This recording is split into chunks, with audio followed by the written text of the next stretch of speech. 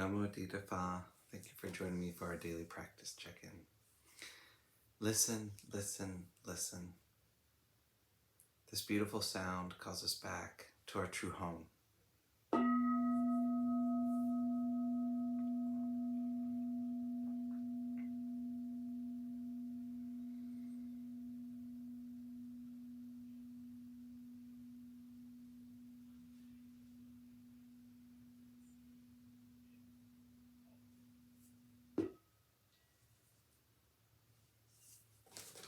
The fourth mindfulness training.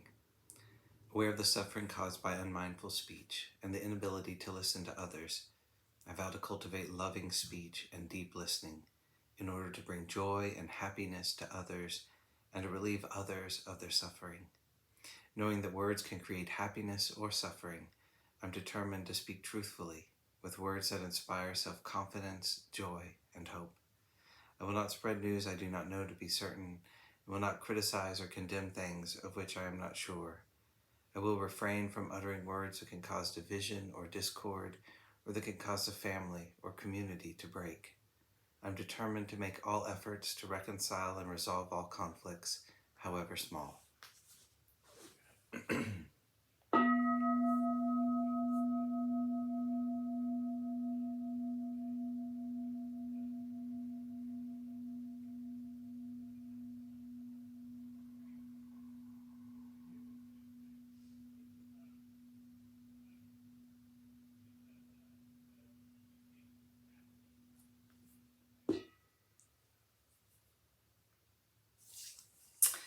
For our Dharma lessons, we've been reading Beginning Our Day, Volume 2 by the monastics of Abhayagiri Monastery. Today we're reading Joy, Rising Up and Going Forth by Ajahn Yatiko. I was speaking with somebody recently who shared that he was finding it difficult to settle into the joy of life, to sit back and enjoy being alive. He thought that something was wrong with that. I explained to him that from a Buddhist perspective, it's not about settling into a joy that's supposedly inherent in life. Rather, joy is something that comes from past action, from karma. As my father used to say, there's no such thing as a free lunch. That's so true, and a good reflection for the practice. If we want to experience joy, it takes effort. How could it be any other way?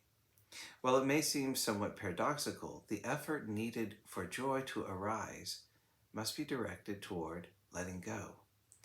Now, I have fairly passive tendencies, and so for me, letting go requires making an effort to counteract those tendencies. So letting go is not a passive experience, but an experience of going forth, as if I have to rise up and go forth into the present moment. It's wonderful relief when I do this. It's joyful. On the other hand, for people who tend to be driven and goal-oriented, the process of letting go is very different. For them, letting go comes with the realization that they don't need to put forth a self-motivated, Herculean, obsessive effort. It still takes effort, but for them, the effort mostly goes toward relaxing and calming the driven quality of their energy.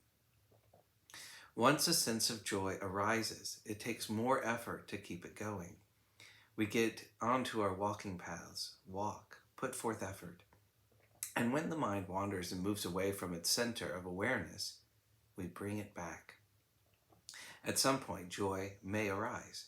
It's wonderful when that happens, but how long does that joy last? The image that comes to mind is one of those carnival wheels that spins around for about 30 seconds, then slows down, and finally stops. That's akin to the arising of joy and the way joy can be sustained. We put in effort, spinning the wheel, and from that effort, joy arises. Then the wheel stops and we exert our effort again. Over time, with our continued effort, we can keep the wheel spinning longer, and joy sustains itself longer. When it comes to making our walking and sitting practice sustainable, we do have to enjoy it. We can turn our attention to that joy. Right now, the weather is beautiful. The sun is out and it's filtering through the trees as we walk or sit in the forest. It's quiet, peaceful, and easy to enjoy this opportunity to put forth effort towards something that's absolutely blameless and wholesome. It's a remarkable opportunity. If we can enjoy it, cultivate a sensitivity for the beauty, and develop the wonderful experience of being free and unburdened, then that's going to be a great help to our practice, our monastic lives, and our spiritual journey.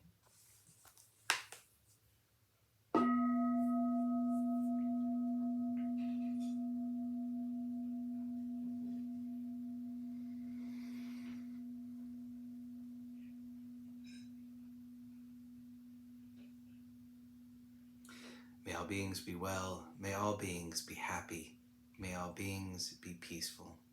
Namo Adida Phat. Thanks so much for joining me today.